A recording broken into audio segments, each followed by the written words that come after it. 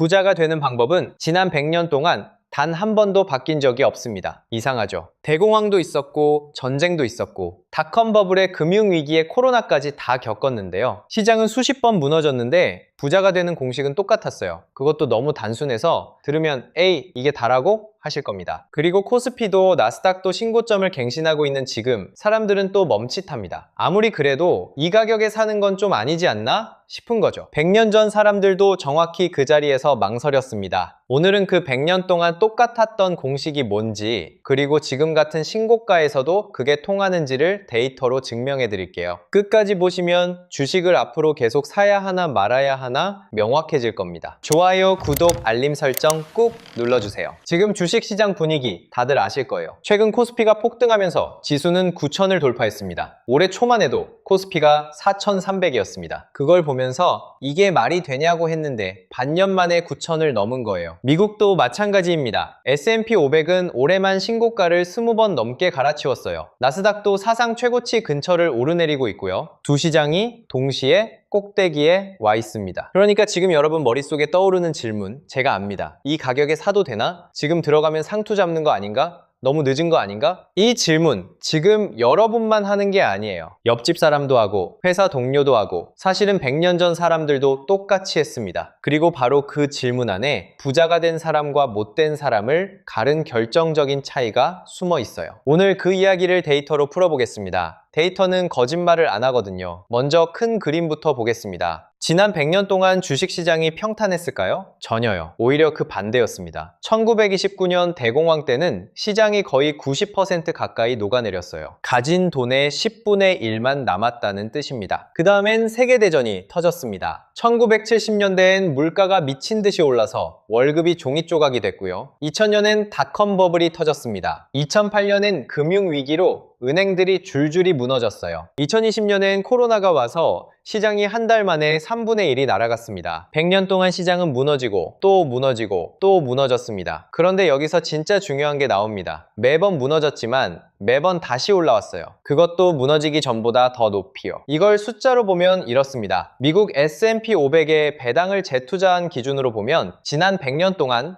연평균 수익률은 약 10%였습니다. 물가 상승을 빼고 진짜 구매력 기준으로 봐도 연평균 약 7%였습니다. 예를 들어 1926년에 미국 S&P 500에 $100를 넣고 배당까지 계속 재투자했다면 2026년 기준으로 약 193만 달러가 됩니다. 현재 환율에 맞춰서 1,500원대로 잡으면 우리 돈으로 약 29억 원입니다. 더 놀라운 사실을 하나 말씀드릴게요. 미국 S&P 500에 배당을 재투자한 장기 데이터로 보면 20년 단위로 끊어봤을 때 손실이 난 구간은 없었습니다. 최악의 20년을 골라도 연 3%대 수익은 남았습니다. 다시 말씀드릴게요. 어느 시점에 들어갔든 상관없어요. 대공황 직전 최고점에 샀든 닷컴 버블 꼭대기에 샀든 20년만 버텼으면 전부 다 플러스였습니다. 제일 운이 나빴던 사람도 1년에 3%는 벌었어요. 손해본 사람은 없었습니다. 한 명도요. 여기서 우리 일상으로 비유를 하나 해볼게요. 주식시장은 계단을 오르면서 요요를 갖고 노는 사람이랑 똑같아요. 요요는 위아래로 정신없이 왔다 갔다 합니다. 어떨 땐 확 떨어져서 깜짝 놀라게 만들죠. 그런데 그 사람은 계속 계단을 올라가고 있어요. 우리 눈은 손에서 출렁이는 요요만 봅니다. 그래서 무섭죠. 하지만 멀리서 보면 그 사람은 분명히 위로 올라가고 있습니다. 하루하루의 주가는 요요예요. 100년의 흐름은 계단입니다. 어디를 보느냐의 차이일 뿐이에요. 그럼 이런 생각이 들 거예요. 그래, 시장이 결국 오르는 건 알겠어. 근데 지금은 너무 높잖아. 좀 떨어지면 그때 사면 되는 거 아니야? 아주 합리적인 생각처럼 들리죠. 그런데 이게 바로 100년 동안 사람들 발목을 잡은 가장 큰 함정입니다. 데이터를 보여드릴게요. 이건 진짜 충격적이에요. 지난 30년 동안 만약에 여러분이 주식시장에서 가장 많이 오른 단 열흘, 딱 열흘만 놓쳤다고 쳐볼게요.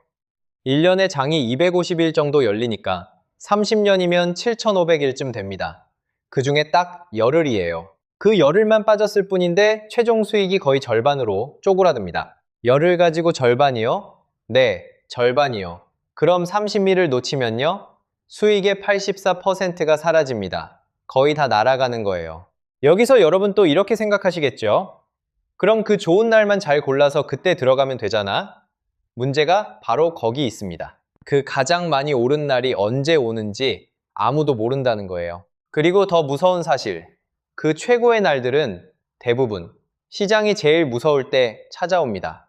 조사를 해봤더니 시장이 가장 많이 오른 날의 76%가 폭락장 한가운데였거나 바닥을 찍고 막 반등하기 시작한 초입이었어요.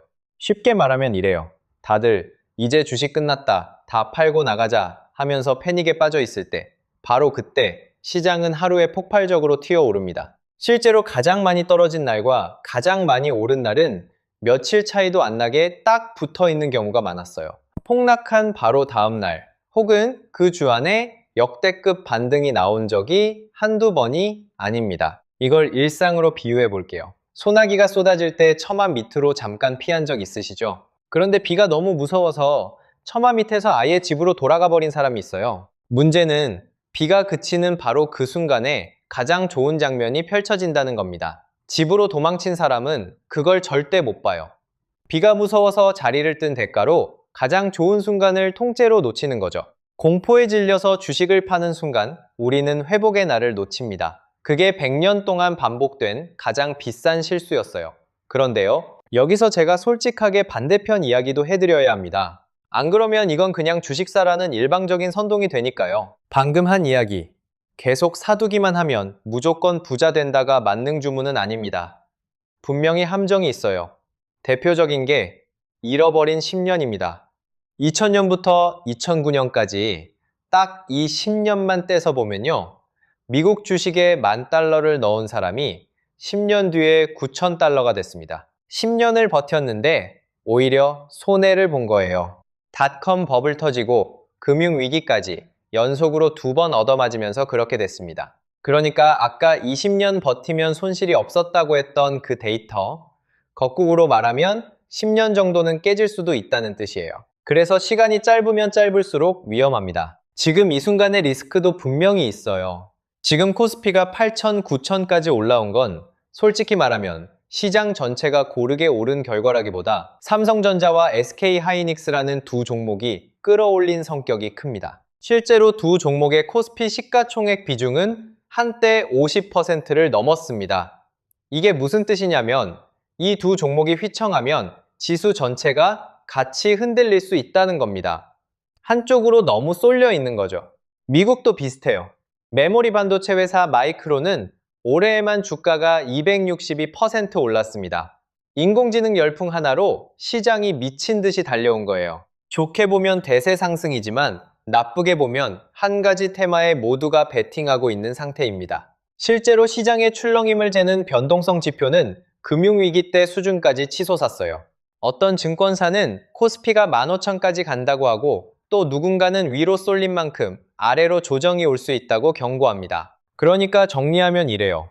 주식 계속 사도 된다는 말에는 반드시 따라붙는 조건이 3가지 있습니다. 첫째, 한 종목이 아니라 시장 전체에 나눠 담아야 합니다. 방금 봤듯이 한쪽으로 쏠리면 그게 무너질 때 같이 무너져요. 개별 회사는 망할 수 있습니다. 하지만 시장 전체가 0이 되려면 그 나라 경제가 통째로 사라져야 해요. 이건 마치 운동장에 있는 선수 전부한테 돈을 거는 거랑 같습니다. 누가 우승할지 모르니까 한 명한테 몰지 않고 모두한테 거는 거예요. 그 중에 누가 스타가 되든 나는 자동으로 그 수익을 가져가게 됩니다. 그래서 100년을 버틴 데이터는 전부 한 종목이 아니라 시장 전체 이야기예요. 둘째, 시간이 있어야 합니다. 1년 뒤에 전세금 빼야 하는 돈, 6개월 뒤에 결혼 자금으로 쓸 돈, 이런 돈은 주식에 넣으면 안 돼요. 방금 본 잃어버린 10년처럼 짧게 보면 깨질 수 있으니까요. 최소 10년, 가능하면 20년을 묻어둘 수 있는 돈이어야 그 마법이 작동합니다. 셋째, 떨어질 때 팔지 않을 수 있는 마음이 있어야 합니다. 데이터가 아무리 좋아도 내 계좌가 반토막 났을 때 버틸 수 없으면 소용없어요. 결국 마지막 승부는 머리가 아니라 멘탈에서 갈립니다. 이 3가지가 빠지면 아까 그 29억 원 이야기는 그냥 남의 집 이야기가 됩니다. 이제 진짜 핵심으로 갑니다. 부자가 되는 방법은 100년 동안 똑같았다고 했죠. 그 방법이 도대체 뭐였을까요?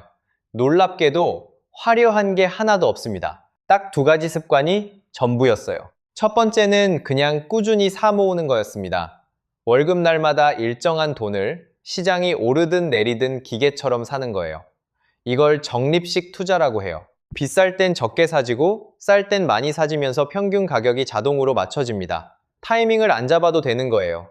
아니, 정확히는 타이밍을 안 잡는 게 핵심입니다. 이건 마치 수도꼭지에서 물을 받는 거랑 같아요. 한 번에 양동이를 콸콸 채우려고 타이밍을 노리는 게 아니라 그냥 물을 졸졸 틀어놓고 양동이가 차오르게 두는 겁니다. 신경 안 쓰는 사이에 양동이는 어느새 가득 차 있어요. 두 번째는 배당금을 다시 넣는 거였습니다. 주식을 갖고 있으면 회사가 이익의 일부를 나눠줍니다. 이걸 받아서 치킨 사 먹지 않고 그 돈으로 또 주식을 사는 거예요. 아까 100년 동안 번 돈, 그 중에 약 40%가 바로 이 배당 재투자에서 나왔습니다.